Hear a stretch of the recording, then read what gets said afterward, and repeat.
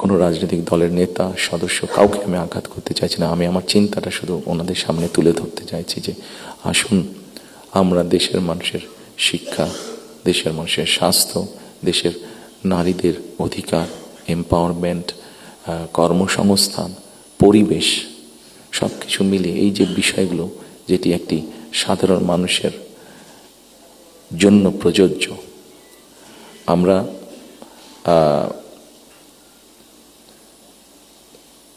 অনেক দিন ধরে আমরা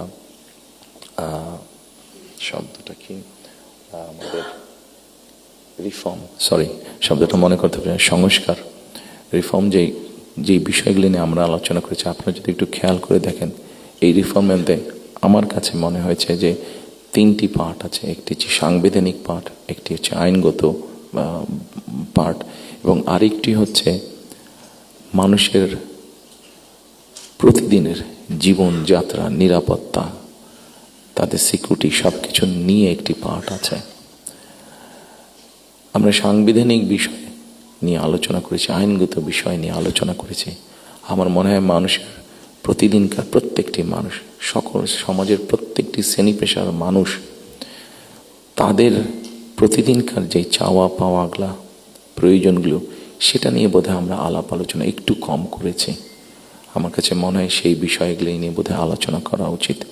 সেই বিষয়গুলি নিয়ে বোধহয় প্রত্যেকটি রাজনৈতিক দলের আলোচনা করা উচিত। আমরা শুধু রাজনৈতিক বিষয় নিয়ে সেমিনার করছি, সিম্পোজিয়াম করছি, আলোচনা করছি, তর্ক বিতর্ক করছি, অবশ্যই ওগুলো প্রয়োজন আছে, কিন্তু অ্যাট দ্য সেম টাইম আমরা যদি মানুষের প্রতিদিনকার তার চিকিৎসা ব্যবস্থা কী হবে, তার কর্মসংস্থান কী হবে, তার পরিবারের সন্তানদের শিক্ষা ব্যবস্থা কী হবে, তার রাস্তায় বের হলে নিরাপদে সে ফিরে আসতে পারবে কিনা, এইরকম বিষয় যেগুলো আছে, এই বিষয়গুলো নিয়েও বোধহয় আমাদের আলোচনা আরও একটু বেশি হওয়া উচিত। এই বিষয়গুলো নিয়ে বোধহয় আমাদের প্ল্যান প্রোগ্রাম আরও একটু বেশি হওয়া উচিত। এই পলিসিগুলো নিয়ে বোধহয় আমাদের চিন্তাভাবনা আরও একটু বেশি হওয়া উচিত। সম্মানিত উপস্থিতিবৃন্দ, সামনে নির্বাচন। আমি একটি রাজনৈতিক দলের সদস্য। স্বাভাবিকভাবেই আমরা 22 তারিখ থেকে আমাদের সকল রকম পরিকল্পনা নিয়ে জনগণের সামনে যাব। আপনারা যারা আজকে কষ্ট করে আমাদের আমন্ত্রণে এখানে এসেছেন, আবারও আপনাদেরকে আমি আমার এবং আমার দলের পক্ষ থেকে আন্তরিক ধন্যবাদ জানাতে চাই।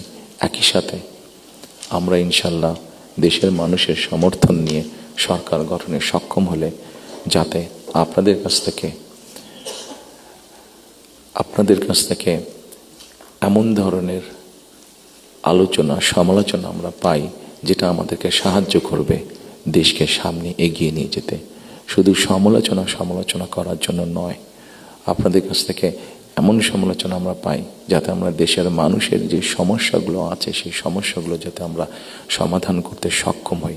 আমরা সরকার গঠনে সক্ষম হলে সেই প্রত্যাশা রেখে আবার আপনাদেরকে ধন্যবাদ জানিয়ে আমার বক্তব্য শেষ করছি। আসসালামু আলাইকুম।